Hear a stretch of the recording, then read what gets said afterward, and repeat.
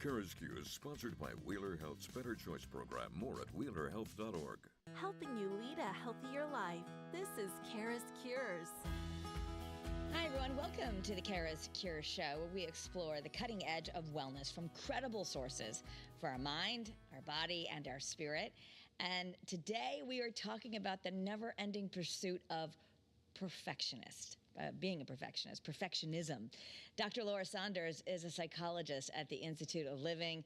And in fact, she's got a lot to say about this because I think we can all relate to the pressures of perfectionism. So we're going to drill down on it. Thanks, Doctor, for being here. Thanks for having me, Kara. So perfectionism, we often think is a good thing. People even sometimes say, I'm a perfectionist, and we're striving for excellence. Why could it be a mental health problem? So I actually want to distinguish between perfectionism and striving for excellence. So in my mind, and certainly in the work that I've done and all the things that I've read, striving for excellence, with the underscore of like goal setting, is always something to be supported, not just in young people, but in adults alike, right? Striving to be better, looking for ways to improve yourself. I'm all in support of that. So, but that's actually slightly different than perfectionism. Mm-hmm. Perfectionism is, in fact, setting high standards, but it really encompasses a lot of black and white thinking. It's all or nothing thinking. So, in some cases, it really can create great distress in individuals because success is here, and then this entire bottom of the equation is failure, right? So that's the black and white thinking. It's either success or failure, not looking at this as that whole gray area of life. Yeah. So you also are talking about a new book, which I think I need, maybe lots of people need it, but How to Be Enough, Self-Acceptance for Self-Critics and Perfectionists. And so many of us, maybe, especially if you're someone who has been an achiever, you might be bordering on that, making it too much of your identity, whether or not you achieve what you set out to do. Is that right? Yeah, and let's be real here. There are certain professions where perfectionistic attitudes or continual striving for excellence are really helpful, right? Like your airplane pilots or your brain surgeons, or I always think it's really good to have an accountant that's a perfectionist as well. So in certain areas, the striving for excellence is really important. But again, we're making that distinction where it's perfectionism or failure, and really kind of looking at that as where it's problematic. And when you feel like a failure, because let's face it, no one's perfect, except for Scott Haney, but no one else, none of the rest of us are perfect. So it's always feeling like you're a failure is a really hard way to get through each day. Yeah. So is it genetic, or what makes you a perfectionist? I think there are several different sources. I do think it's important to talk about there's certain cultures, and I'm not saying anything, derogatory, but, certain cultures, often Asian cultures, have high perfectionistic attitudes. Several years ago, the whole Tiger Mother book came out where, straight A's were the only acceptable grades, going to be, physicians or lawyers were the only acceptable careers, not having downtime, spending all of your free time pursuing certain hobbies, right? It was a whole attitude, a cultural attitude of, it's not just striving for excellence, it really is that perfectionism, because anything less than perfect is failure. Yeah. There are certainly some family environments, right, where parents are really pushing that high achievement or that perfectionistic mentality. And honestly, there are just individuals that are kind of genetically driven. Their temperament is such that they are very black and white and rigid in their thinking, and they're constantly pushing themselves, constantly looking to achieve the most perfect outcomes, when in fact that just sets them up for failure. Okay. So it's, again, not that we don't want drive, not that we don't want to aim for the best, but it is about toning down your inner critic if you don't make the mark. Yes, absolutely. Right. So if we're going to talk about 4 tips to sort of loosen your grip on perfectionism, the first one is toning down that inner critic. We talk about that a fair amount here in CURES and in the Great Day Checking In segments. Um, that inner critic that I'm a failure. If I didn't, if you didn't get that A+ grade, that I'm a failure, right? It's that black and white thinking. It's the criticism that in the standard we use is, if you wouldn't say it to your friend or your family member, you shouldn't be saying it to yourself. So it's that kind of criticism, that intense negative criticism, really does lead to damage to your sense of self-worth. So, an antidote is focusing more on self compassion and being more gentle. Instead of pushing through, you're easing through. This could be pretty foreign to a lot of folks. I think it's very foreign, especially to those perfectionists. And what I failed to say early on is it starts with identifying this attitude of perfectionism, right? It's identifying the all or nothing or black and white thinking, that's really the first step. And the way that you sort of ease yourself into a little bit more self-compassion is by using a phrase or some self-talk that helps you. So I share that when I hit my points where I feel like I have to push harder and faster and farther, I have to remind myself, and I say, it's okay, right? I take a deep breath and I say, it's okay. It's okay. I'm doing the best that I can. There was a book many, many years ago that I often quote. It was written by a ballerina in New York, and the name of the book was Dancing as Fast as I Can. So that's something I say to myself also, like, I'm dancing as fast as I can. I can't do any more. I can't do any better. I'm dancing as fast as I can. It's okay, right? So having those, whatever phrases that you like to use, taking on those phrases and really bringing them into yourself through breath or through meditation or through mindfulness, through something. But whatever that phrase is, to sort of ease yourself into a bit of compassion, that's what's super important here. Yeah. I mean, that's something that I know is getting a lot more attention, self-care, self-compassion, maybe not how you were raised or what you heard. The other thing is we have this pressure, and I could be guilty of this of a mom, if I see my kid just sitting on the couch scrolling, which I know we don't, people do that all day, but they're like, oh, mom's here. She's not going to let us just do nothing. And, one of the solutions is allow yourself downtime and resist the urge to be endlessly productive. But I guess it's part of our culture, because sometimes we feel like we're really not doing what we should be doing if we're not doing something productive. Right. And I think that's really the key word here, is that productivity, right? If it's not going to create an end goal, so the classic unproductive downtime is either video games or scrolling on your phone, meaningless, doom scrolling, scrolling through social media. I think as adults, we see them as utterly unproductive. I think our young people, our teens, often think that's the purpose. The purpose is to be unproductive and just to have this mindless time. Now, so I'm not going to take away someone's downtime activity. It might not be the way I want to create downtime for myself. However, what we don't want is for it to go to the other extreme, and that, now they're on video games for hours and hours and hours a day, or they're on their phone just scrolling mindlessly for hours and hours a day.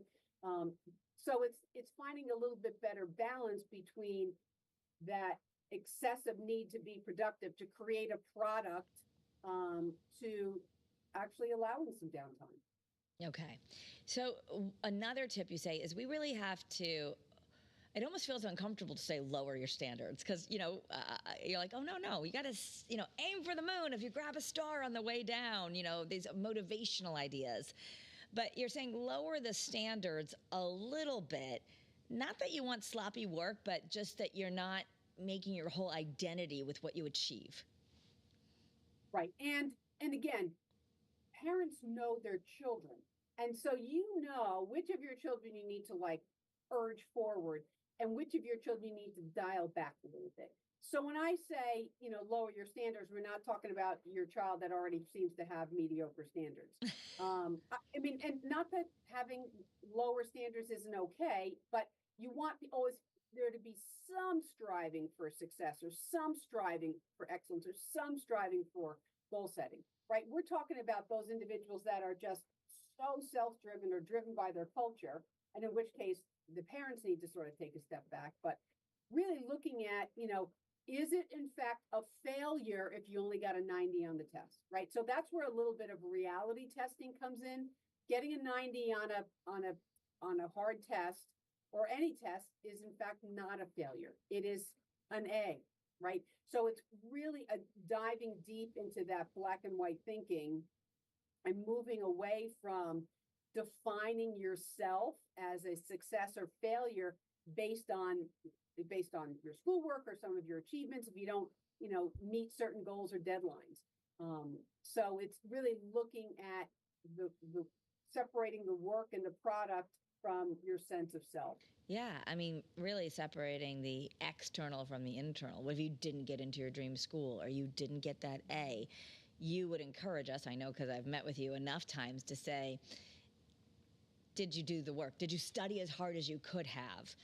Because you're not saying don't do anything and expect great results, because that's a different problem. But rather than beat yourself up, did you do what you said you were going to do, but don't make the outcome the whole reason you're going to feel whatever you're going to feel? That's exactly it, right? It's often in these situations, self-examination is important. And in the self-examination process, you identify, did in fact I put forth the effort that I should have put forth for the deadline, for the test, for the project, for the paper, whatever it is.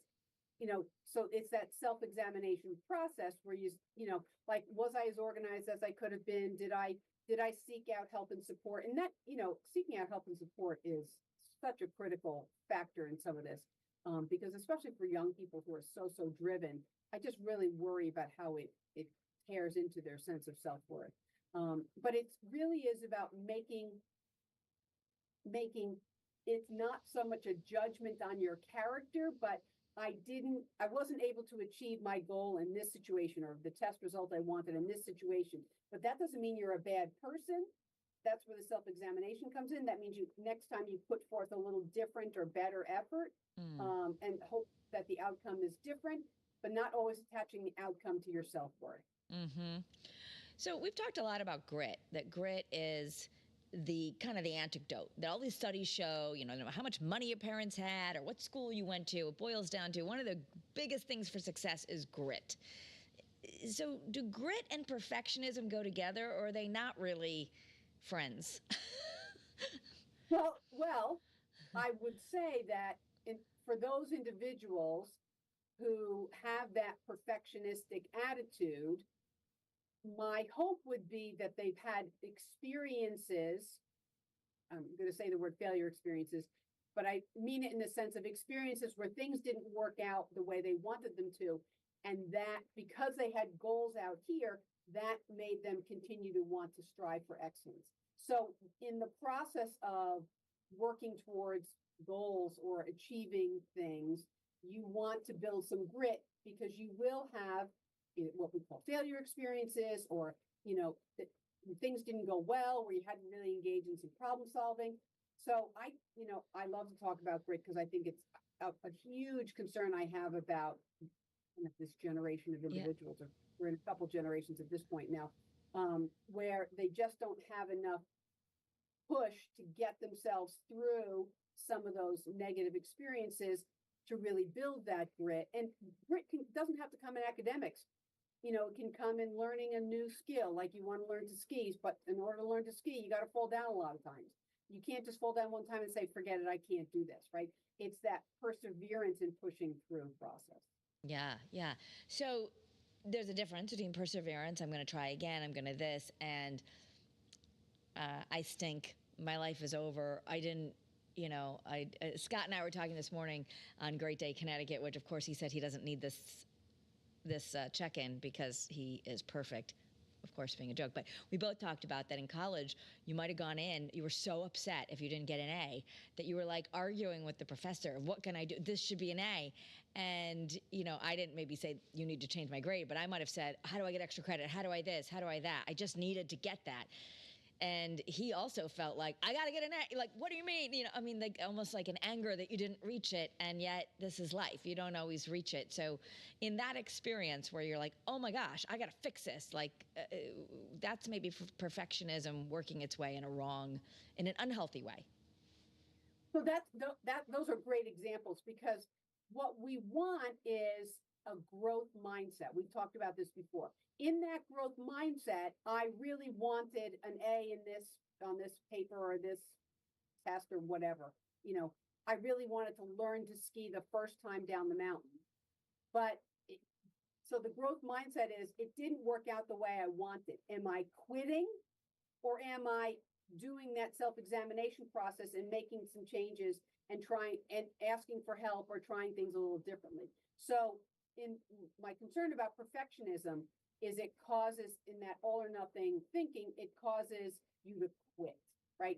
If I can't be perfect in learning to ski, making it all the way down the first time on the mountain, I'm going to quit and I'm never going to do that again. Mm-hmm. If I can't do physics extremely well, I'm going, in that first test I did, I got a B- on that physics test. So therefore I'm dropping the class, right? So that's really the all or nothing mentality, is not that it's pushes you to persevere and push through, but that it causes you to exit and not actually learn some of the underlying skills that are going to be most helpful. Yeah. So it's really embracing, in order to get over perfectionism, we kind of have to take these challenges as ways to grow rather than I stink, I guess, or I failed. Yeah.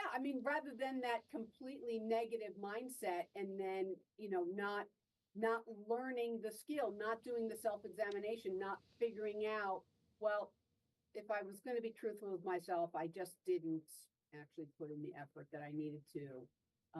And that's probably why I didn't get the grade that I wanted or whatever it is. So I didn't put in the work. Having the expectation that I'm going to ski down a mountain and do it right the first time is really not putting in the work, right? Maybe you need to take a lesson. Maybe you need to start on the bunny hill, right?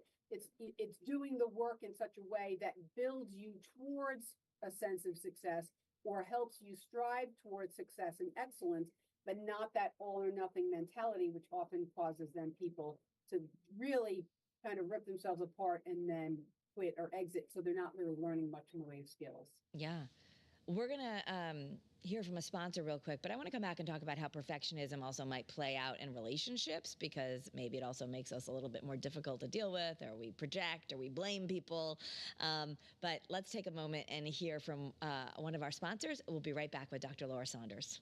Struggling with gambling? Wheeler Health's Better Choice program offers personalized support and treatment to help you regain control. Visit wheelerhealth.org to learn more and take the first step towards recovery today. We are talking about perfectionism and how it can really cause problems for us and our mental health. As a reminder from Dr. Laura Saunders, she wants you to know that we're more than our outcomes.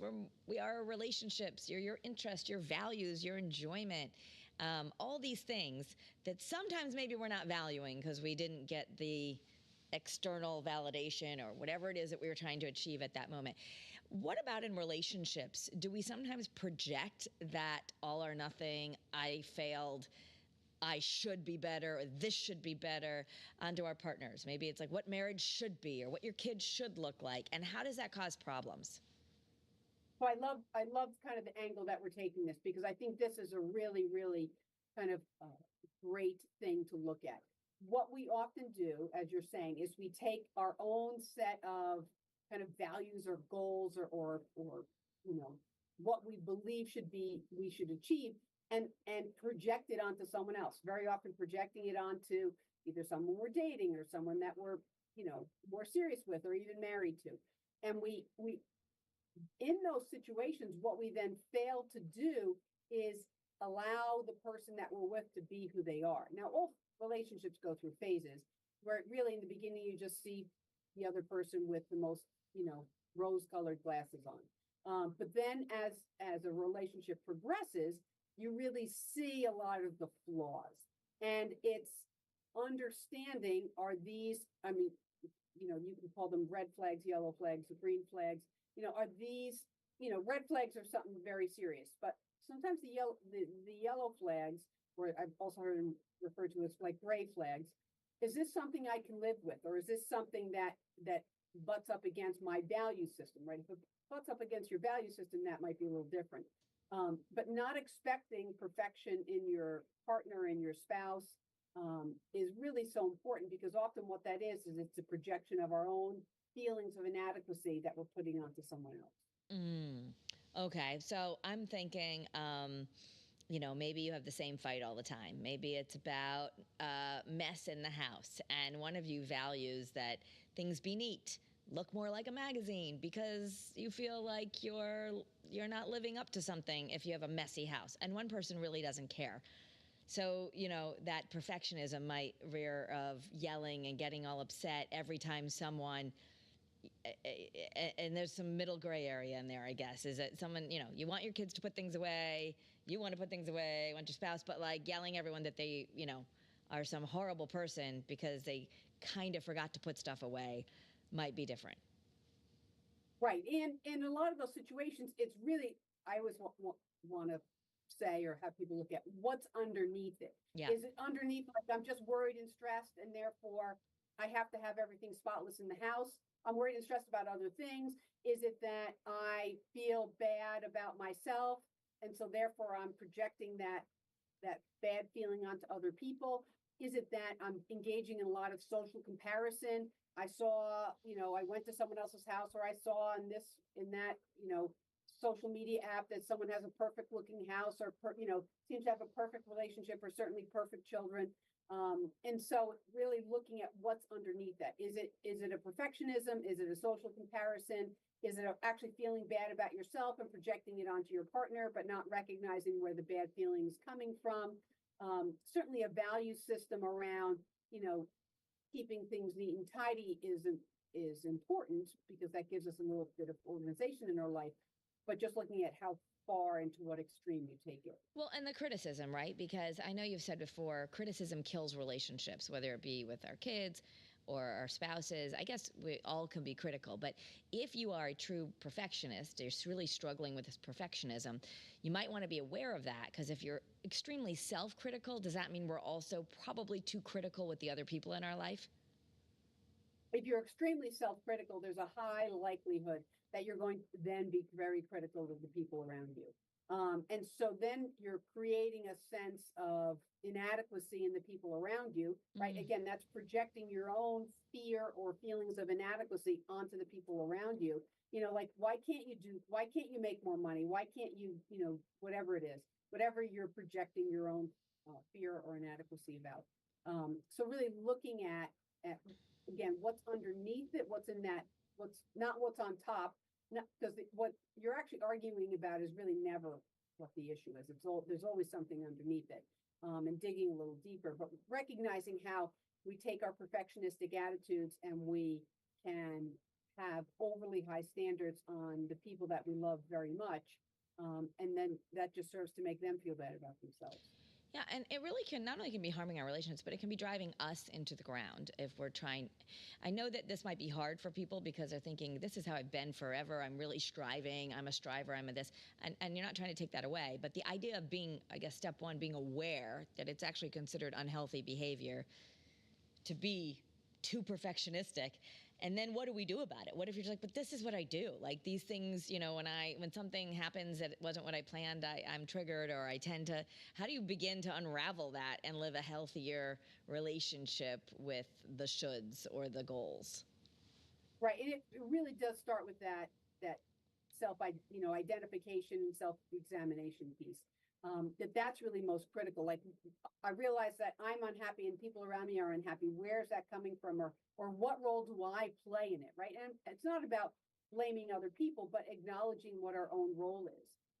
And so when we're talking, about the tips for perfectionism around toning down our inner critic and focusing a little bit more on self-compassion, resisting the urge to just go, go, go, go, go, or do, and really modifying your standards a little bit. I mean, that applying those things to yourself then helps you apply them to the people around you.